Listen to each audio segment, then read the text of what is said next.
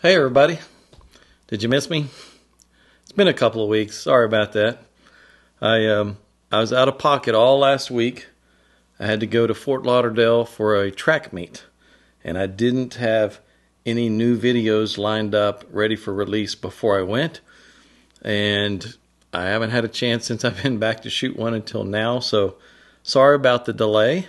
As for the track meet, it was a national championship, so I had to go.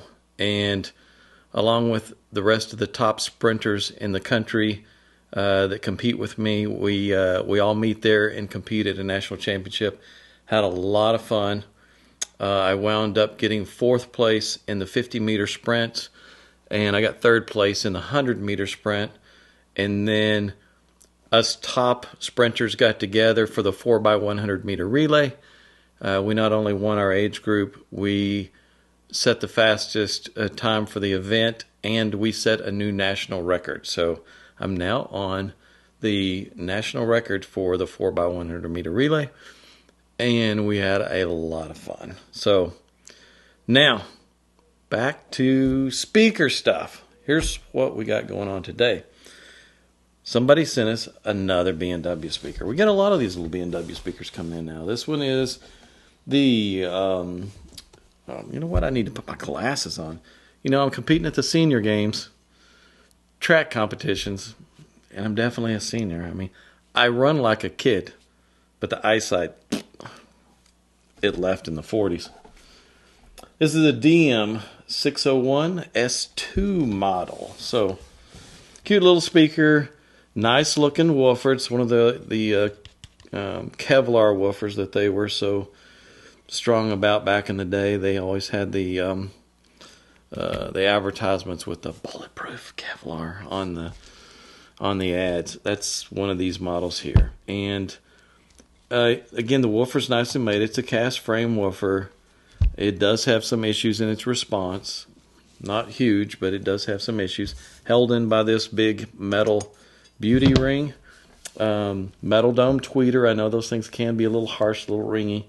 The crossover is kind of what you'd expect at stuff at this price point. I don't know if you can see it in the video. It is the standard iron core inductor on the woofer.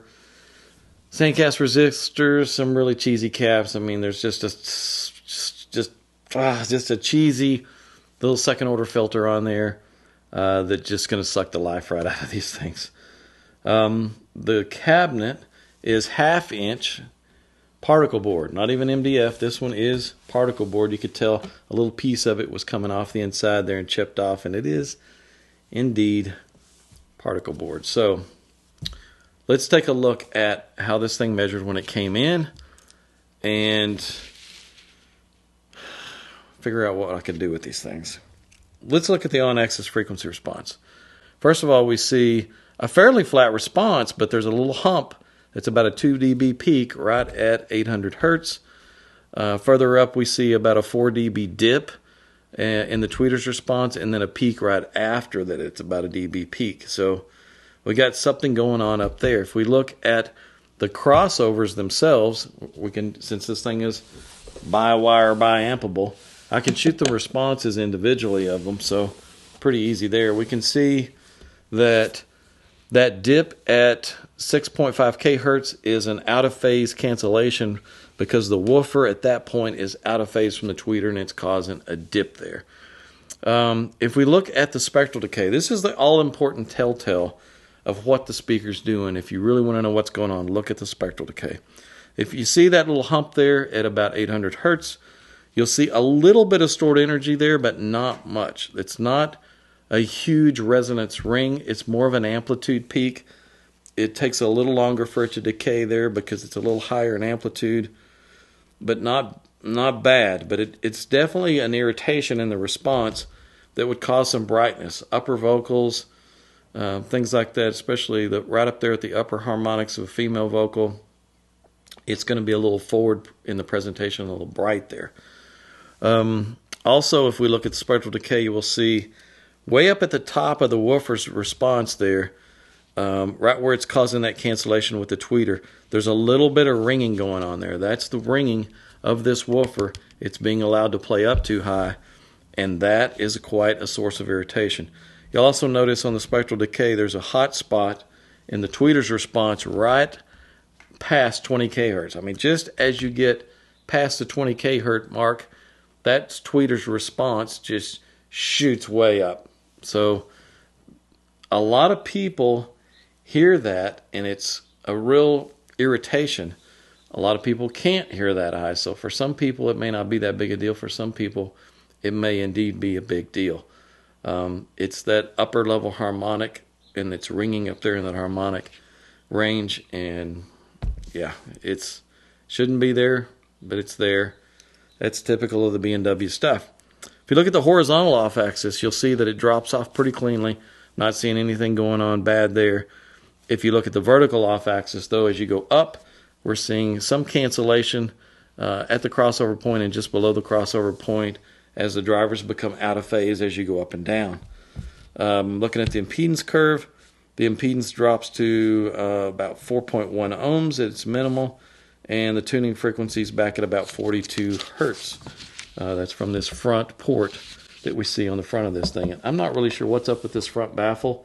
It feels like the whole front baffle is a cast plastic that's screwed onto the cabinet here. It's definitely, you can feel from the back side, you can feel recessed areas where the whole thing's kind of injection molded together. And yeah, plastic front baffle. The unbraced particle board, it's pretty hollow sounding. There's a lot of thump there. It's not a hard ring, but it's definitely going to be a lot of flexing going on. So let's look at what I did with this thing. First of all, push the tweeter's curve or response down quite a bit. It was crossed really high. There was really no reason for it to be crossed that high. I used a steeper filter on it also, so for you guys that are thinking, oh, the tweeter's going to be in distortion if it plays down any lower. No, it's not. It's not. At its FS, it's probably not much further down than it was before, or not hanging out there that much further than it was before. So it's no big deal there. But I'm allowing it to stay a little flatter longer and then dropping it a little more steeply by using a higher order filter. The woofer's response is a lot smoother now. There's a little up and down going on there between 800 and 1,000. That's just a couple little dB there. Not as bad as it was. I took that peak out of it, created a notch filter that pulled that out of it, and a little bit of a dipped area is never as aggravating as a peaked area. A peaked area is always going to sound like some brightness. It's in your face. It's going to stand out. It's going to make things aggressive sounding. A dipped area is going to be more of an omission of what's there. It's a little softer area. It's not going to be something that's going to be fatiguing to listen to. There is a little bit there, but it's not bad. The overall frequency response now is much smoother. We got away from that cancellation up top. And what's really impressive is you get 15 degrees off axis. It's actually smoother there than it is anywhere else. It's really smooth in the off axis. Horizontal off axis drops off real smoothly. Vertical off axis starts out really well. By the time I'm 12 inches up, we've got a little bit of cancellation there at the crossover point. There wasn't a lot I could do about that without going into a really complex filter and a really steep order filter, and it would have helped if the tweeter would have been allowed to play down lower, but I didn't want to push it too far. The lower you cross those things, the longer the wavelengths, the more tendency it has to stay in phase over a wider range because the wavelengths are longer. It's like our XLS Encore crossed at 1800 hertz. That tweeter has an FS of like 450 hertz. It's nothing to cross it at that region, and because the wavelengths are so much longer, you can go up or down, and the time domain is just a few degrees of phase rotation at that wavelength, versus at the higher crossover point, the wavelengths are shorter, so as you move up and down, there's more of a time shift there. There's a higher degree of phase rotation. So some of that really couldn't be avoided. It's a little better than it was, and it's going to give a little more consistent overall in-room response. If we look at the Spectral Decay now, it's a little bit cleaner. We've got a little bit of that notch at 800 hertz brought down. There's still a little stored energy there, but not bad. The impedance curve is a little smoother now, a little more balanced than it was. It's still right at 4 ohms. So it is what it is. We threw a little parts package together for it. It was all new crossover parts. It's sonic caps in the tweeter circuit. It's a standard poly cap in the woofer circuit. It's a set of tube connectors to replace these cheesy binding posts. Yes, these are really cheesy binding posts. It's always good to get that stuff out of the signal path. There are steel nuts on the back side of this thing holding those things in. You never want that kind of stuff in the signal path. That always affects the sound negatively. New wiring, and all that comes to $360. One thing I'll note, though, this tweeter does not come out. At least it doesn't come out easily that we know of.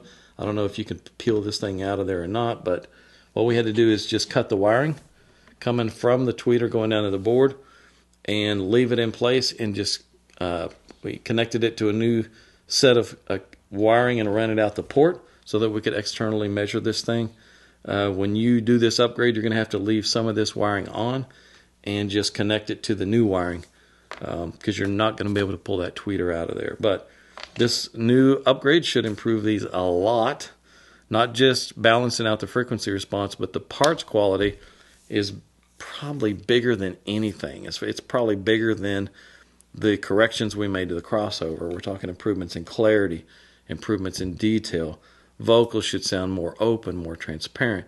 The time domain isn't disrupted with the higher quality parts like there are with these parts. Those inexpensive parts tend to smear a lot of what's going on in the time domain. So when you go to capacitors like sonic caps, higher quality wire, tube connectors, all that stuff is not disrupting a lot of those spatial cues and time domain issues. So suddenly you start getting really good imaging that you wasn't getting out of them before. So lots of improvements there.